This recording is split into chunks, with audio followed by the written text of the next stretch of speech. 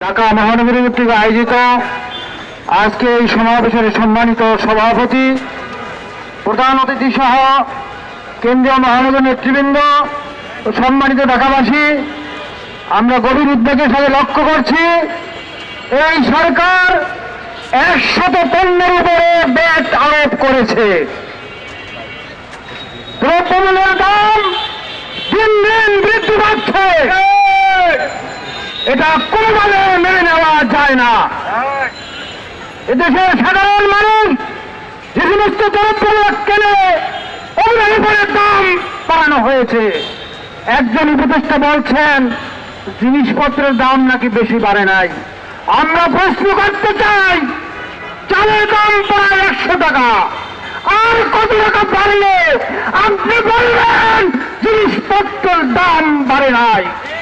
আমরা এই সভা থেকে দাবি করছি যে জিনিসপত্রের দাম যেগুলো শুরু করে যাচ্ছে, দ্রব্যমূল্যের দাম অল্প বিলম্বে সাধারণ মানুষের অসীমার মধ্যে আনতে হবে। সবাইকে ধন্যবাদ। সাধারণের সাথে বন্ধুগণ, শ্রমিক বলে ঢাকা মহানগর কর্তৃক আয়োজিত আজকের এই মিছিল পূর্ব সমাবেশে এই পর্যায়ে বক্তব্য রাখছেন রাজনগর উপজেলার সাবেক সফল ভাইস চেয়ারম্যান খেলাপথ মজলিসের কেন্দ্রীয় নির্বাহী সদস্য জনাব মৌলানা আহমদ বেলাল। এ পর্যায়ে বক্তব্য রাখছেন জনাব মৌলানা আহমদ বেলাল। আসসালামু আলাইকুম ওয়া রাহমাতুল্লাহি ওয়া বারাকাতুহু।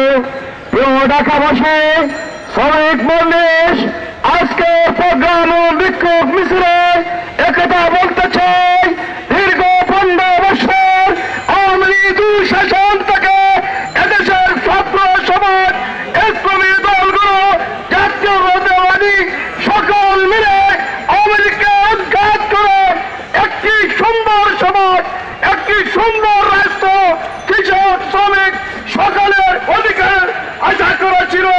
কিন্তু আজকে যে লাউ সেই কদু, আজকে দেখা যায় দ্রব্যমূল্য ঊর্ধ্বগতি।